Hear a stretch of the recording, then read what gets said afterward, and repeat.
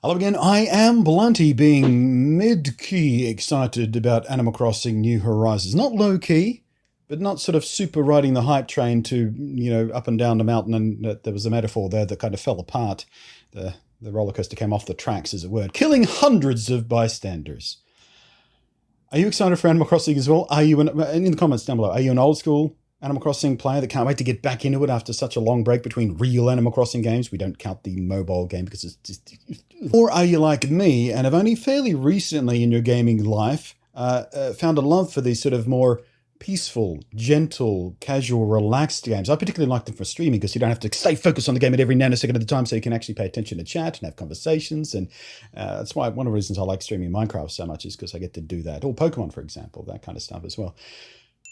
But there is an issue with Animal Crossing right now because it has been so hotly anticipated, because it is a deeply loved franchise and it has been such a long time since the last real entry in the series.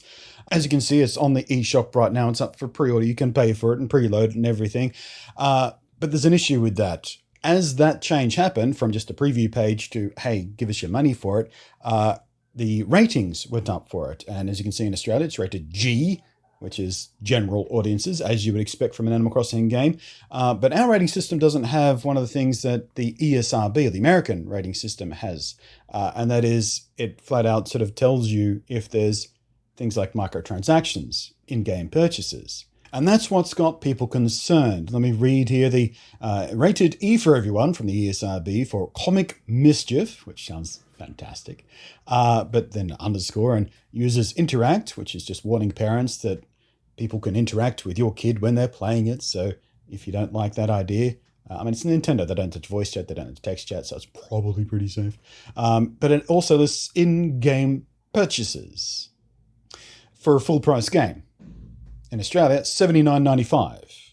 And gamers have been growing ever more weary and frankly angry at publishers who try to jam in mobile-style in-game purchases and microtransactions to full-price games. Especially games like this, which are, it's not an MMO or anything. There's no ongoing costs with running this game. So I'm okay with microtransactions in full-price games if they further support of the game. They support running the service, or the support bringing out more and more content on a weekly basis, as such, MMOs and things like that. On the same note, you've also have to subscribe to the Nintendo Online service if you do want to use the online features of this game as well. So you're already paying for that supplementary fee, for that ongoing fee, so you can use the online features if you choose to play it that way. So the only reason for microtransactions to be in this game is to draw out every last nickel and dime. It's sleazy and it's crappy, and we're sick of it. And every time it happens, there's an uproar briefly, and then the game sells really well, and then nobody really talks about it anymore, and just quiet in the background, you've got the whales investing in these microtransactions, which justifies them putting them in there at the first place. And they all, and most of these games have sort of psychologically manipulative ways to sort of trick you into, or force you into, or give you FOMO, fear of missing out, or otherwise using gambling psychology tricks to get you to buy these microtransactions. And people are real sick of that too. Nintendo themselves have been guilty of this on their mobile phone side of things. Have you ever tried to play their Mario Kart mobile game, or indeed Animal Crossing? See how long it takes you before you're smacked in the face with a microtransaction prompt. That was really loud and really close to the microphone. I'm sorry about that. That was very dramatic. I might have to edit that sound out and put something gentler in the edit. It is worth noting, by the way, if we scroll down here, there is absolutely no mention I can find of microtransactions or indeed in-game purchases at all in the description of this. So is this just them covering their bases because the American rating system, dictates that you have to tell people about this? Is it indeed microtransactions at all? Or is it indeed there for, preempting DLC packs in the future? At the very least, they haven't done an EA or an Activision and released the game without microtransactions and got it rated without microtransactions. Remember that Crash Bandicoot re-release game, the Crash Team Racing, I think it was? They released it without microtransactions so they could have it rated without microtransactions, so they could release it without having this sticker on the front of the box saying in-game purchases. And then later they patched it and put in microtransactions, and then they had to get the game re-rated and re-released with that new sticker on the front.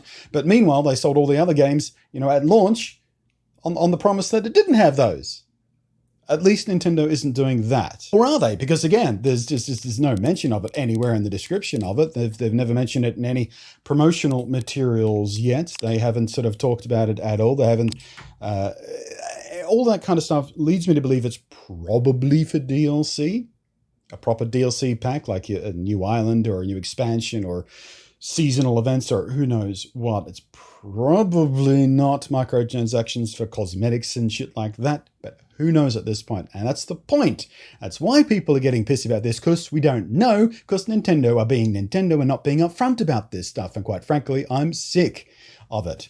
Nintendo, there is such a forgiveness for Nintendo because they've been, they are the golden age of gaming. They when gaming was dying, Nintendo came in and said, hey. And so a lot of us grew up playing on Nintendo consoles.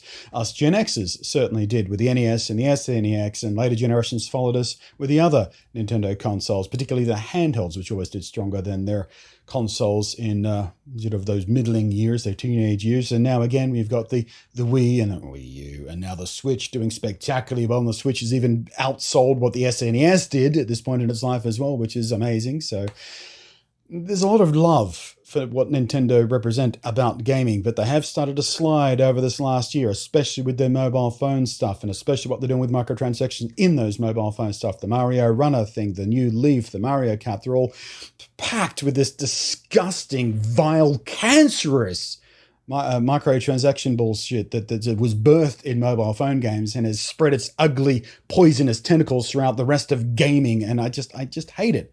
I'm not against microtransactions, especially in sort of free-to-play games. For example, you need the ongoing money to come in so you can support the developers. Like Dauntless, for example. Freaking love Dauntless. Super fun. Play it, several times a week, sometimes every night of the week. If there's a new Hunt Pass I'm working on ticking through, and I'm more than happy to give, pay microtransactions for the Hunt Pass in that, or the occasional cosmetic and whatnot, or the upcoming release of Phantasy Star Online 2 in the West. I've been very excited watching the beta happen about that over the weekend. But that is a free-to-play game as well, and that does have microtransactions in it. But I haven't heard anyone complain about the way those microtransactions are done, because they're almost exclusively cosmetics, and the ones that aren't cosmetics are sort of convenience things. So I think you have to purchase a ticket if you want to re-roll your skill tree, for example. And I'm okay with all of that stuff as well. In fact, I've heard Phantasy Star Online 2 praised many times for the way it's handling its microtransactions, and it has done for many years. So I guess the question is, how do you feel about this? Do you have any faith in Nintendo, any trust in Nintendo not to bone you over when it comes to the temptation, the tasty, money-flavored temptation of microtransactions? Just picking a little more money out of your pocket. Pick a little bit more money out of your pocket after the full price buy-in of a game like this, because a game like this is rife with potential to exploit as far as microtransactions go, because it is all about personalization, customization, doing things your own way. So being able to just buy cosmetics, buy decorations for your house, or, buy an extra space on the island. I have no idea how it works. But it makes me very concerned. So thanks for watching. I am Blunty, and we'll catch you next time. And what do you reckon about this new layout? I don't like using the green screen all that much. It just feels kind of too try-hard. I just like sitting at my chair at my desk with my background behind me, which doesn't look right because the green screen effect is still active. Does it look like I'm trying too hard to be professional? I don't like having a super high level of polish. It just always seems so try-hard in a YouTuber. I just want to do content. I just want to talk to you guys about stuff.